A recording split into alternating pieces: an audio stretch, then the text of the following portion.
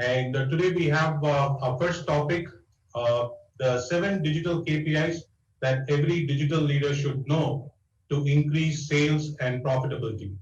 So our guest speaker, Mr. Professor Christian Farioli, CEO, digital marketing strategist and book author. Hi, sir. Thank you so much. Let me share my screen. Yes. So we're all gonna be okay. Sure, sir. Meanwhile, Professor Christian is an excited millennial, mindset in a 40 all years old body, always looking forward to help companies' digital transformation success, acting over their two principal assets, technology and people. Passionate professional with over 20 years of amazing experience, shifting business up to next level through technology innovation around the globe and across different industries, supplier and client experiences. Thank you. Over to you, sir. Wonderful. Thank you so much. In Italy, we say buongiorno. Let's see if you can repeat it. Buongiorno. That's going to be the first Italian lesson. Now, we know that Italy is the country of brand, where the most luxurious and expensive brand. Now, just to name a few, Ferrari, Lamborghini, Dolce Gabbana, Armani, Versace, you name it. We can go on and on and on and on. But today we are here to learn how we can understand how some of this brand works online. And what are you going to discover in this session? You're going to discover the key areas of the digital strategy where your team should focus on. Also, what are the 7 KPI to increase sales and why they are so important for any organization? And what are your strategic options to improve your sales and company value today? Let's start. First of all, why I'm here speaking with you today. Now, I'm very famous, I'm very popular, I've been speaking in countless number of events, but we are not here to talk about me. We are here to learn. So, to learn that digital is a journey. It's not something that we launch a campaign and that's it, and we have done it. Digital is something much longer than that. I created this strategy 9 years ago with the idea to give anyone else and any organization a long-term strategy, an evergreen strategy that can keep you grow for a long time. So it's based on 3 main factors: customer acquisition, customer experience, and customer growth. So under customer acquisition, we have, first of all, traffic, because even the best website in the world without traffic is going to be totally unknown. And under traffic, most of you knows some of the typical tactics like pay-per-click or Google or SEO, but bottom line, there are more than 1,500 different traffic tactics. Where do we drive all those traffic? We drive that to your windows. So the digital channels where you can showcase product and services, such as your website, your Pinterest page, or Facebook, Instagram, TikTok, chatbot, you name it. There are more than 100 windows or channels where we can showcase your products and services. Even your physical locations could be that. And then after somebody visits one of your digital assets, one of your window, they go through a set of steps. They go through the sales system. Navigability, usability, the copy, the call to action, the entire funnel, and the digital customer journey. That's where the complications start, because you can launch a beautiful campaign on a beautiful website, but not selling anything, not getting an inquiry. Why? Because you're missing out the sales system. Then when you have the sales system and you just start generating sales, then you need one more step, which is the loyalty block. So after your customer bought once, you need to make sure that they keep buying over and over and over. How? Through social games, autoresponder sequences, mailing lists, newsletter, through many, many more tactics. But also some of your customers will become your advocates. Advocates means that they're going to buy from you more and more and more and more. That's very important. Then basically you start generating word of mouth digitally. And that's when your company is going to thrive. But there is one more block that I left for last in the middle, which is also the most important. That block is analytics. Because at the end of the day, if you cannot measure what you are doing, if you cannot run a proper traffic campaign, and you don't understand what is the return of investment of your activity, basically you're going to wasting time, especially money of your company. So that's very important. Analytics, which means KPI and also data. Now let's start with traffic. The number one KPI that every digital leader should know is the number of monthly visitors. It seems a little bit not obvious, or for some of them obvious, but basically this shows how many people are interested in your product, in your service. Do they know about it or not? That's very important because it helps you understand in which marketing phase you are. Then you get traffic from countless activity, from countless traffic source, from countless campaigns. Then you get the sum of all of them is going to be your total number of monthly visitors. Of course, there's going to be some campaigns, some traffic is going to cost you more, some traffic source is going to cost you less. But the average company is generating approximately 12,000 visitors per month, while best-in-class companies, they generate at least 300,000 visitors per month. So if you follow me until the end, I'm going to give you the list of the top 20 traffic sources that work amazingly for 2021 in any industry. Then the number of monthly visitors also help you understand what people are doing when they visit your business, how long do they stay. And again, that's a very good indication about how healthy your activity is and your digital campaign as well. Then after the simple number of visitors, it's important to understand how much is the cost per visit, per each visitor, or in some campaign, we call it CPC, which stands for cost per click. So what is the cost of our marketing effort? It's good to know that we got so many people visiting our website, but we need to understand how much it's costing us. And then through different traffic source, we clearly have a different cost. Not every traffic, not every visitor has the same cost for us. And we need to do a calculation of them. Again, the average company spend averagely $0.50 per each visitor. Best in class, they spend less than $0.1 per visit. Now, okay, there are even less and less and less than that. But it's good that you do an examination about your overall cost. Otherwise, you're going to be totally lost. And again, as promised, I'm going to give you the list of the most important traffic source.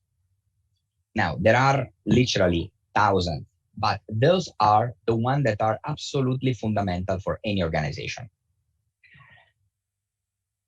Then, if you are very, very good, even if you launch campaign and you are keep optimizing and iterating your campaign so much, you can get a result like that. Now, here we can see, now the cost is in dirham. Dirham, $1 is 3.36 dirham. So when we see that averagely we cost 2 cents of dirham, which means that is half cent of dollar per click. Now, this is a very optimized campaign. So when you get results like this, basically you pay a fraction of a cost to get a massive amount of people visiting your company. And that you get a lot of chance that a lot of them are going to buy from you.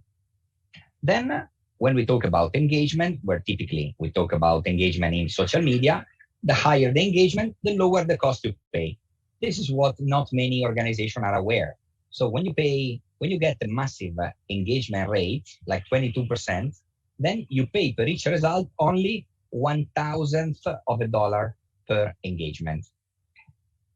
The game to bring this number down is to bring this number up, the engagement rate.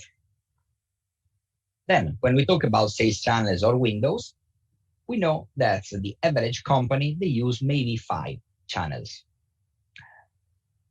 But if you're good enough, then you are looking at a lot more than 5. So clearly your website is one of the places where you showcase your product, your services, your Instagram page or your Facebook page, your Google My Business, which in most of the cases, I can see that companies are not even verifying their location as part of Google My Business. That's a very big trick, a very good trick. There are also aggregators. Don't expect that your product and services are going to be sold by yourself only. There are aggregators in pretty much every field. Now, Zomato, Uber Eats, and Deliveroo are aggregator for food. But we have aggregator for healthcare. We have aggregator for industrial products, for B2B, for B2C, for anything. And also, clearly, we showcase your product and services inside your physical location. If you're an hospital, if you are a restaurant, if you are whatever business you are running, inside your location, you can even showcase your product and services. Again, the average company is showcasing the products in 5 different locations. That's it. Well, best in class, they start with at least 18 different locations. So we clearly understand that the more you showcase your products, the more chance you have that the customer, they're going to buy from some of them. And again, if you follow until the end, I'm going to show you the list of the top 40 channels. Then these are the top 40 channels. Again, we call it windows because these are like digital windows, digital assets where you showcase your products and services. You can have more than one website. You can have landing pages, application, artificial intelligence chatbots, and again, aggregators, e-commerce marketplace, classified website, coupon website, different type of social media. And this is just some because the total location, there are few hundreds of them. But this, let's say, are the priority one.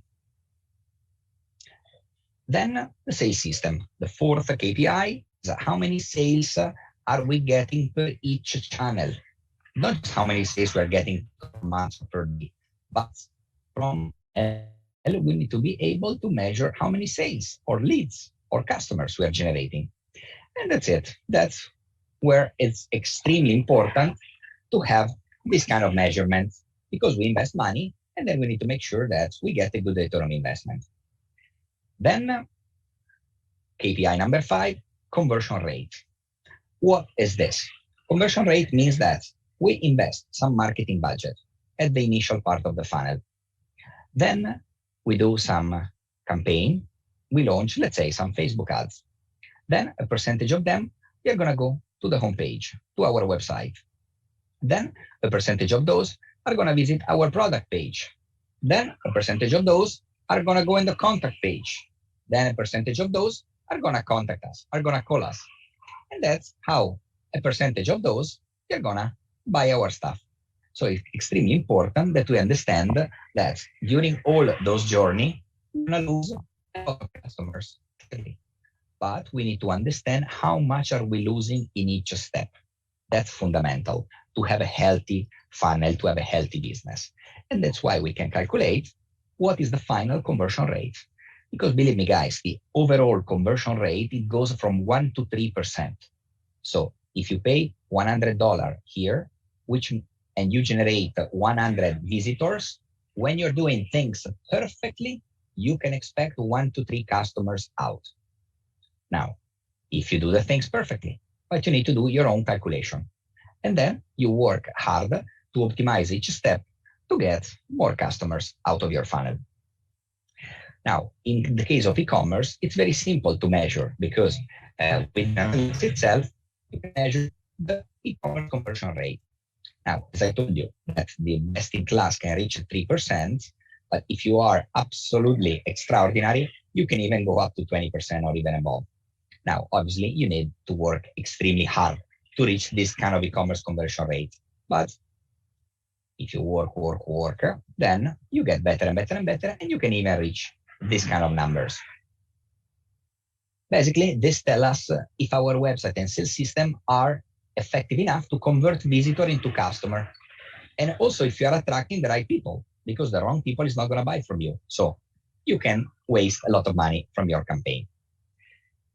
Then last 2 KPIs are around the loyalty. The majority of company, they don't work much about loyalty. And you should actually. And the 2 best KPIs are the churn rates and the CAC. The churn basically show how many customers are you losing. So from year 1, you get 100 customers. On the year 2, out of those 100 customers, how many of those are you losing? If you're losing 20 of those and only 80 stay with you, you get a churn of 20%. Extremely important because the real money, the real business is not within the new customer. The real business is within the existing customer. And if you maintain the churn as low as possible, you guarantee yourself a very successful business. And then the last KPI is the cost is the client acquisition cost and also the customer lifetime value. So once we understand that how much is worth for us one customer on a lifetime, then we understand how much are we happy to pay for it. So that's very important because we cannot expect that if we sell something that costs $5, we cannot expect to pay $1 of advertising. It's going to be insane. But if the customer that buy the $5 product After a few months, buy another. After a few months, buy another. After a few months, buy another. Then overall, that customer is worth for us maybe $50, not 5. So we need to consider that we can invest a certain amount of money to acquire a $50 client, not a $5. That's something, that's a calculation that very few companies are doing right now. So how can we increase churn? By asking ourselves, are we providing a good service to our customers? Are we showing them enough love and attention? And how can we increase the customer lifetime value? By asking ourselves, how much is a new customer for our business? Or how much I can spend to acquire and retain a customer? So here are the solution for you. So what else we can ask ourselves to increase the loyalty? So does the family of the customer buy from us as well? If the answer is no, we could improve from that side. Which kind of services does he use? Why he does not use our other services? What is his sentiment towards us? Is he going to come soon, or is he visiting other competitor companies? What other service he likes more to buy? What is the best way to connect and engage with him to propose other services? These are the typical questions that a proper loyalty specialist should ask. Basically, what you need is a customer data platform. You need to consider more data than the simple product that you are selling. And actually, we know, guys, that data is way more valuable than anything else. So start thinking from the data point of view, not anymore on the how many products I sold today. So can I succeed without all of this? Possibly. If you do things right, you can do it.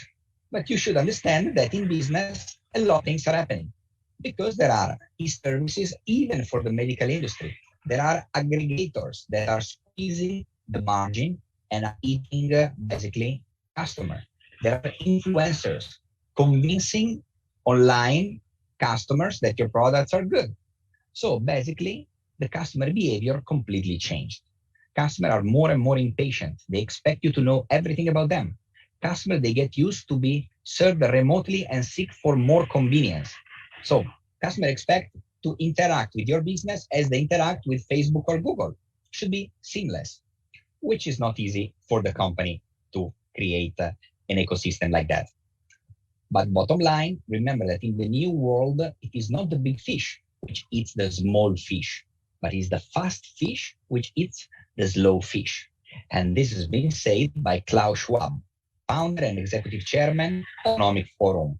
So Engage understood that it's all about speed, right? So have you enjoyed the session so far? I hope you did. And then I have one more gift for you. That's I'm going to allow you guys to get a free half an hour checkup with insights for one of the below area. So we talk about traffic, sales system, sales channels, and loyalty. So if you want to get a free checkup, you simply go on this link, esd.me/c, and you will see a calendar with the dates and times, and you can book any date, any time as you like. And it's going to be a pleasure for me and my team to give you a free checkup, right? Wonderful. So I hope that you enjoyed the session. Remember that the 7 digital KPI that every leader should know to increase the sales and profitability are those that we just talked in the session. So in Italy, we say, arrivederci. Thank you very much, Professor Christian. Welcome. All right.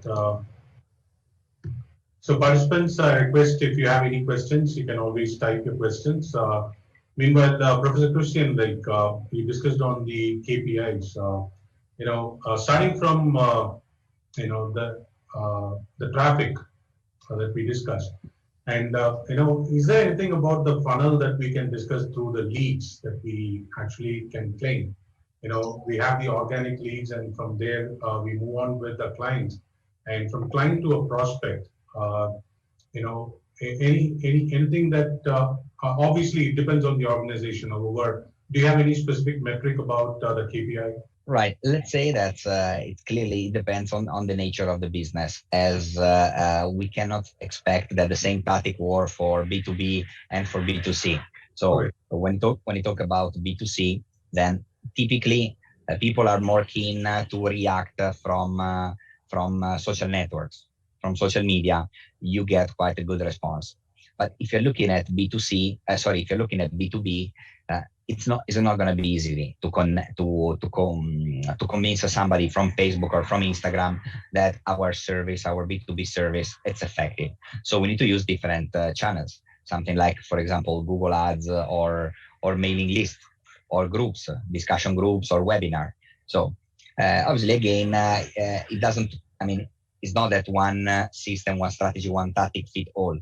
The most important is to have an overall strategy that cover the main 5 pillars that I mentioned, which are traffic, windows or digital channels, sales system, loyalty, and analytics. If you have the 5 of them, you're going to thrive for a very long time. Actually, I created this specific strategy 9 years ago because I was sick and tired that every day there were new strategy, new idea, new something, new craziness. And then at the end of the day, they all were driving towards the website. But I noticed from the beginning that people that they enjoy social media, they don't like to go to websites. They like to stay on their lovely social media. Facebook people, they love to stay in Facebook. YouTube people, they love to stay in YouTube. So why bring them out? Keep them in and use that as a channel to showcase your product and services and even to convert your customer in that specific channel. And that's basically what I believe that is still the right things to do.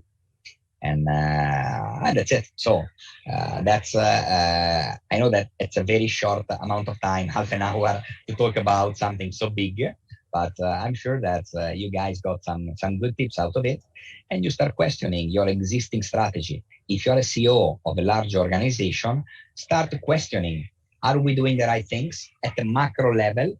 Because when I ask any organization, when I ask any CEO, what is your digital marketing, your digital strategy? The typical answer is, ask my social media guy.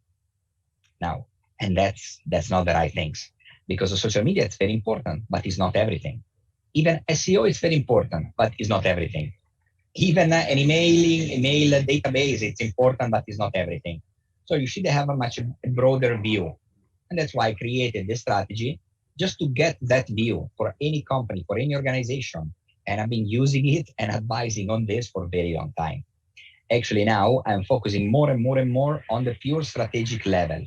So for those huge organizations that they're already running, but they are clueless when we talk about what's the real ROI or where we can uncover hidden revenue streams, that's when they need me with my team to assess their complete strategy and give them recommendation about what to do next. Because otherwise they keep spending tons of money in Facebook campaigns and not getting great results out of it. All right. Make sense? Yes, absolutely. Oh, wonderful. I saw one anonymous posted, how do you measure success in digital? That's exactly what I posted in the conference, in the webinar. Just look at the 7 KPI. So if you haven't seen it or if you join late, you can just look at the recordings. You follow those KPI, those metrics, and that's how you can measure your success in digital. All right? Yeah. Maybe you joined late. So there's also a question. Yeah. Many digital marketers rely on marketing KPI to make decisions and assess their marketing data in a more organized and informative way. Do you think it will take the organization for a long success? Now, any organization is at the moment, has been succeeding too fast until now. And that's why, because whatever you were launching online, it was always a success until maybe 1 or 2 years ago. Now, there is so much clutter online. And that's why organizations with the same random tactic online, they're not going to get the same success. Now we need a much more structured and organized approach.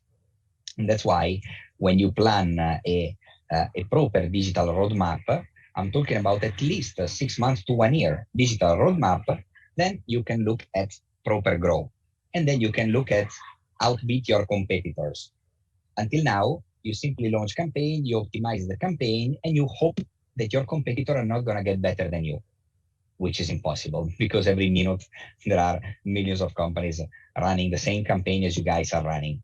So that's my advice for you guys, is to plan for the long run. Thank you. Welcome.